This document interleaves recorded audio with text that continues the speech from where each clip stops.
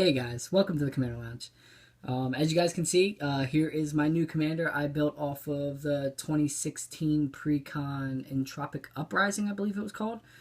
So I chose these partners. If you guys don't know what partners are, if they say partner down here, then that means you may play them together as two commanders. Except, you have to have you have to have 98 other cards, so it still has to be a 100-card deck. And you can play with both of the color identities throughout the whole deck, which is nice. I went this route because I loved Kydel because of the ramp. I think it's always crazy just drawing cards usually wins you the game anyways, but when you can draw cards and ramp, I think that should put that over the top of winning the game even more. And Vial Smasher, come on, I love goblins. And it's just I'm just gonna explain the deck. This deck is a wheel mega ramp, just pretty much Timmy deck. Put out big fat things, play big crazy spells, X spells and stuff, and just get so much value off of that mana and deal random damage to people's face while you put out something huge. So let's get into the stats. The first one we got is Kydel, Chosen of Crufix. That's Simic 2 colorless for a 2/3. And you can tap her to add colorless to your mana pool for each card you've drawn this turn.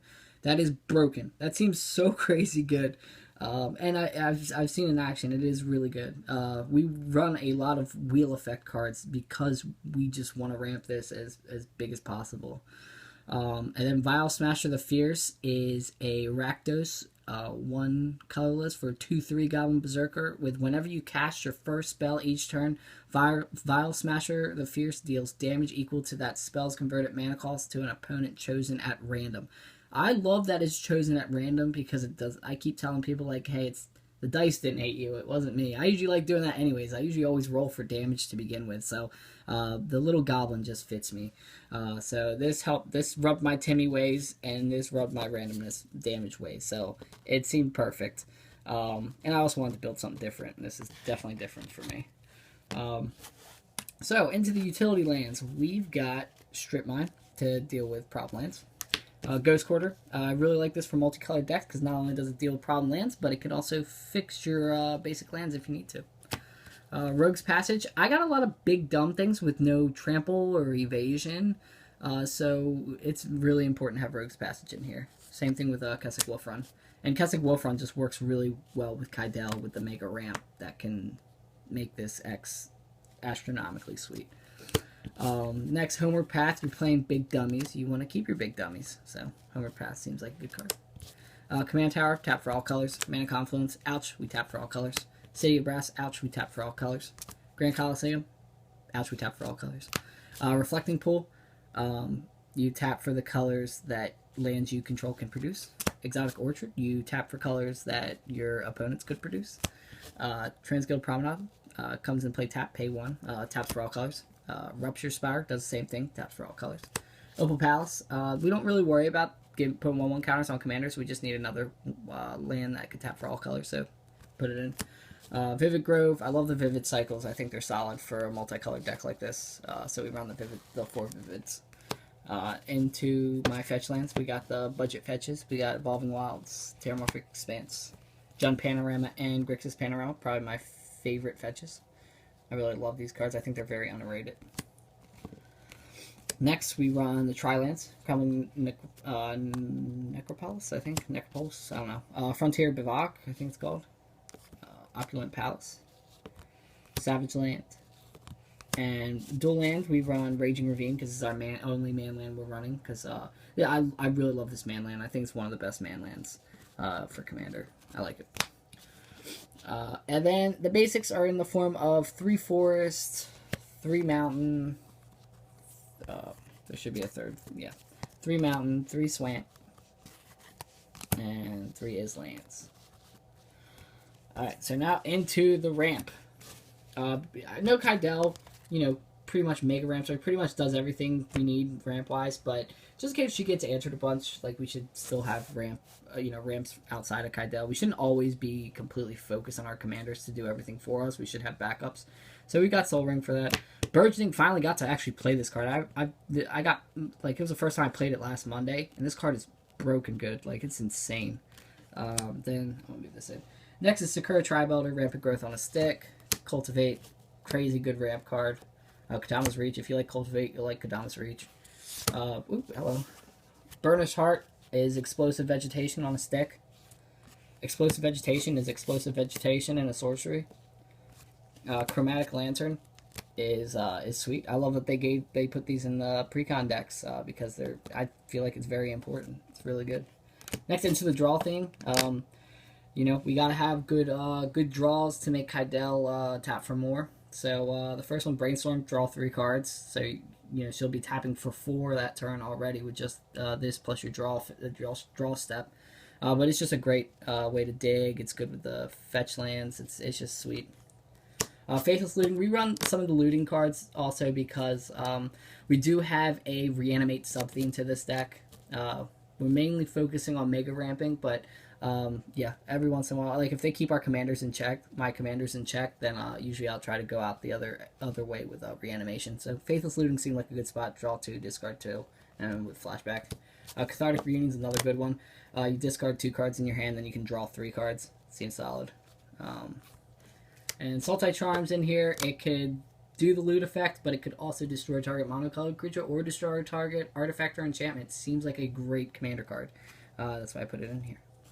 Options are good. Crystal Ball, one of my favorite cards ever. Scrying 2 every turn is pretty good. Staff of Nin. I could run Phyrexian Arena. I do have a couple, but I decided because this deck is mainly focused on Mega Ramping. I think it's really good to actually be like, instead of putting Phyrexian Arena out and Vial Smasher dealing 3, putting Staff of Nin out and dealing Vial Smasher dealing 6 instead. I think I like that better. Next is the main reason why this deck is pretty good is the wheel effects. When you wheel, it makes just off of one wheel, Kydel is going to be tapping for 8. If it's everybody discards draw 7, you're going to be tapping Kydel for 8, which is ridiculous. So run Wheel of Fortune, Magus of the Wheel, same thing as Wheel of Fortune except on a stick. Magus of the Wheel, like the wheels on a stick. The permanents that come out and can wheel are so good in this deck because it doesn't keep Vial Smasher from being awkward, because Vial Smasher can be awkward every once in a while when you cast a fatty, because sometimes you Wheel of Fortune and then Vial Smasher is gonna have, because the first spell it will just end up dealing 3 damage or something instead of that crazy thing that you put out after Wheel of Fortune because you just tapped for a ton of mana with Kydel and you played something huge. So I think it's important to have permanents that wheel, that you don't have to, you wait till next turn or something, or you're ready to cast your fatty for the first turn. So yeah, that's why I like the permanent one. So it is Wheel of Fortune on a stick. Windfall. Each player discards his or her hand and draws cards equal to the greatest number of cards a player discarded this way. So this could be better than Wheel of Fortune. This could be worse than Wheel of Fortune. It just depends on the game state. Jace's Archivist, another important one. 2 blue, 1 colors for a 2/2 Vidalcan Wizard. Pay 1 and you Windfall. The last card I just showed you, that's what it does. Tap it and it Windfalls, which is really good. Whispering Madness is really good because it Windfalls and then it ciphers onto a creature, which it kind of encodes onto it.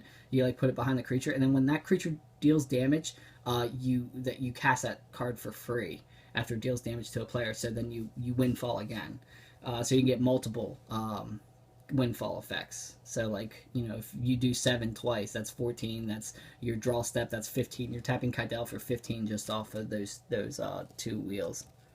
Reforged Soul should be Memory Jar, but I was dumb and sold them. So I need to get them back now. But until then, we're gonna run Reforged Soul. It's not what I want. It's a wheel effect, but it's it does what it needs to do.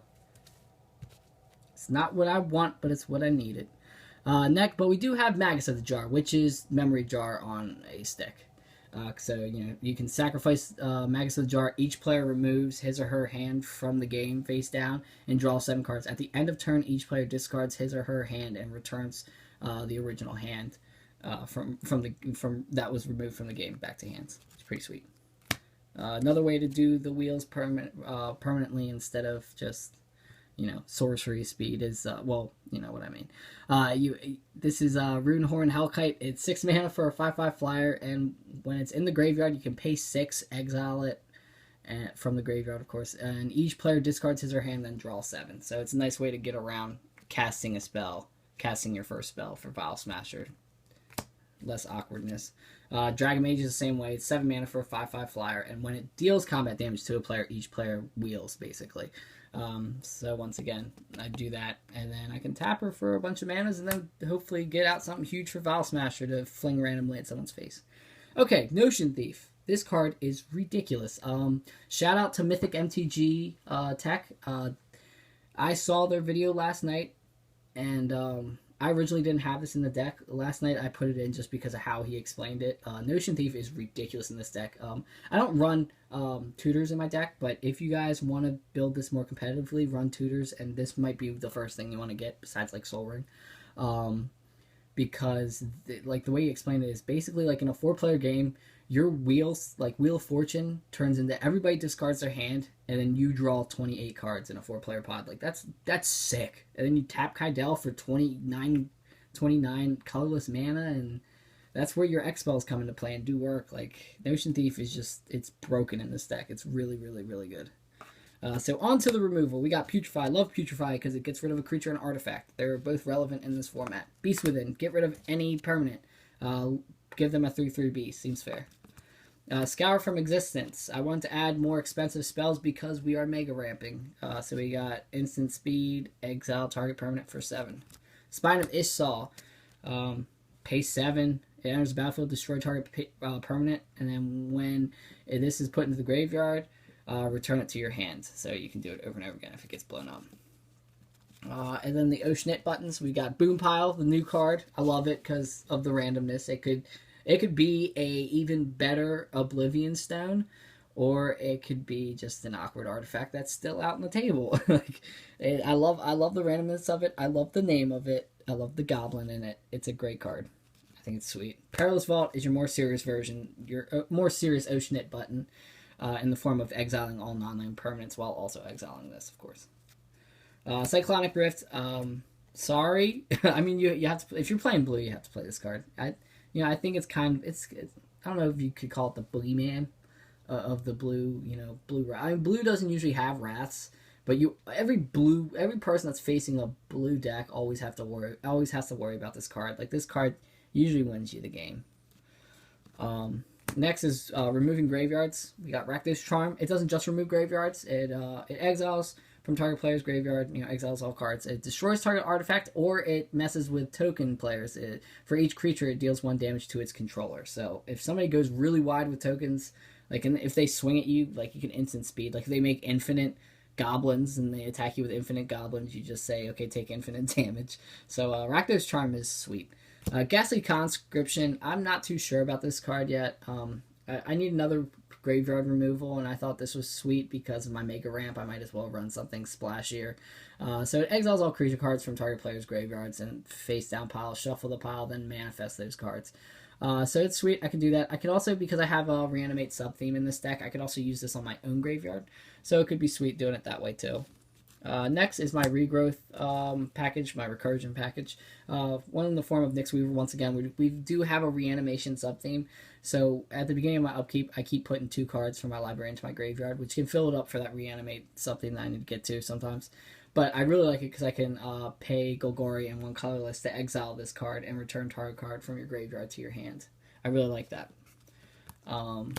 Vengeful Rebirth, I feel like it has to be in here because of the mega ramping. We got a lot of very expensive spells and a couple X spells.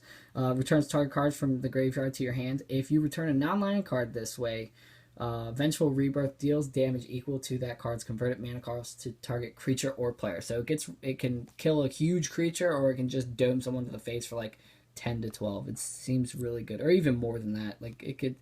Well, actually no, I think it's from 10 to 12. I think it can do. Alright, next to my pet cards. Pet card, Spore Frog. You guys know. Zealous Conscript, another pet card. You guys should know. This card's amazing. It's crazy. Next, on to the Reanimate sub-theme. We got Animate Dead. Seems pretty good. Felon of the Third Path, one of my favorite Reanimate cards. Even though it doesn't really reanimate, it just copies from the graveyard each turn. I really like this with Spore Frog. Heads up. Turns into like a Turbo Fog game. It's hilarious. Rise from the Grave. 5 mana, reanimate from anybody's graveyard. It's a zombie. Extract from Darkness. Finally wanted to find a place for this card in the commander deck. Finally did. 5 mana. Each player puts the top 2 cards of his or her library into his or her graveyard. Then put a creature card from a graveyard onto the battlefield under your control. So I can reanimate from anybody's graveyard, which is sweet. Grave Upheaval. This is one of the other new cards, which is really sweet because it's got basic land cycling, which will help you fix your mana better if you need to. But for 6 mana with Rakdos Colors, put target creature card from a graveyard onto the battlefield under your control, and it has haste, which is pretty sweet. I like it. Profane Command. Finally found a spot for this card. I love this card so much. And this card, if you like wheel a bunch of times, like you target player loses X life, can be really good. Return target creature card with converted mana cost X. It usually is always gonna get anything back. Target creature gets -X/-X. Like it should be really good. It should always be killing something. And up to X target creatures gain fear, which is another way of getting evasion, which is actually really needed in this deck. So I really like this card in this deck. I think it's solid. I'm excited to play it.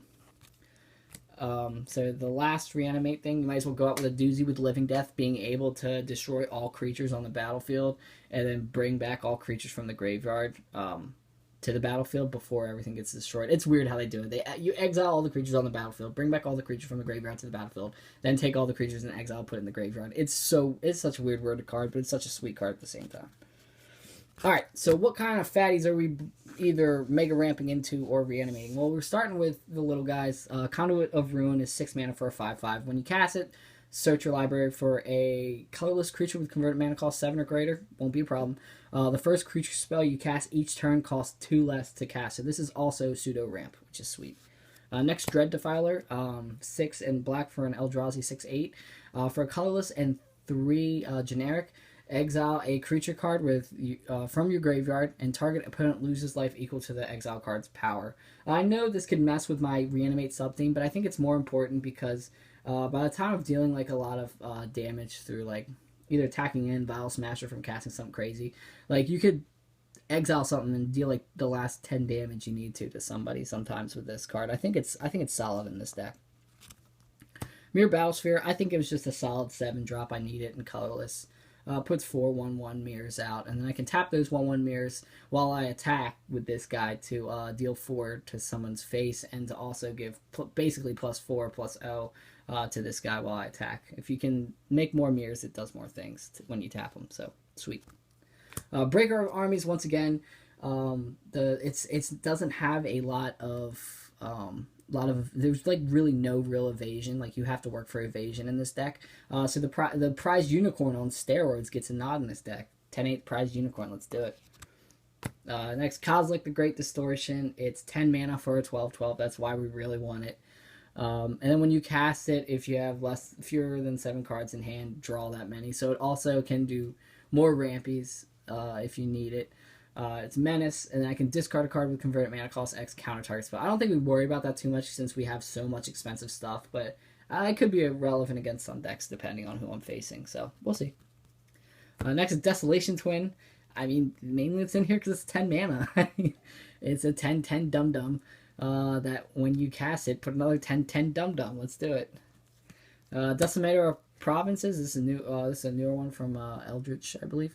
It's 10 for a 7/7, and when you cast Decimator Province, creatures you control get 2/2 and gain trample. So it's like a overrun almost on a stick. Trample haste, and it's got the emerge for 3 and 6, where you sacrifice to reduce the cost.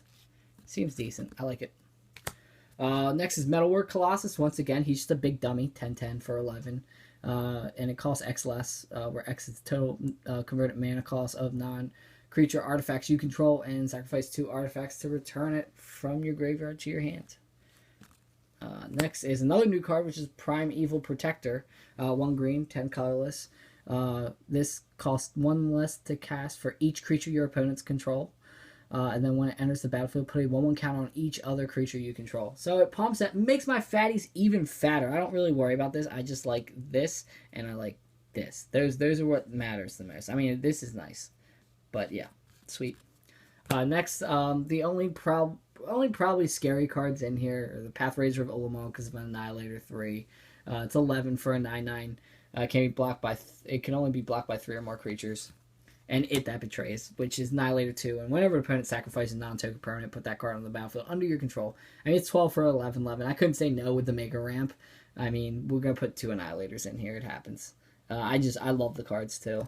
And I like Endless One because Endless One, it's endless. It could be anything. You wheel a couple times, this thing is huge, and Vial Smasher will hit random person for huge. I like it. Now, the other ways we can win, other kind of win cards. Rite of Replication, kicking this card. If you guys don't know, this is a blue staple. The card's nuts. It can end games by itself. It's really good. And then our X spells. Rolling Thunder. If we can wheel a couple times, we could do some work with Rolling Thunder. Vial Smasher likes this. Same thing, finally found a spot for Villainous Wealth. If you guys don't know what Villainous Wealth is, Sultai, X. Target opponent exiles the top X cards of his or her library. You may cast any number of non-land cards with converted mana cost X or less from among them without paying their mana cost. So I basically, like, if I get 13 on here, I get the top 13 cards of that person's deck and I cast all their spells. Finally, I get to play this. I'm excited to finally use this card. It seems like fun. Alright, so yeah, guys, that was my wheeling Mega Ramp deck with Kydel and Vial Smasher. So this is what I did with my Entropic whatever, Uprising Precon. I made this deck out of it. So let me know what you guys think. I will have a link in the description below to the deck tech. Not deck tech, this is the deck tech, to the deck list.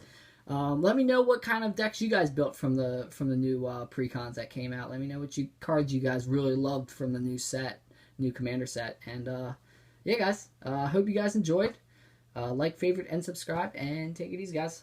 Bobble, bobble.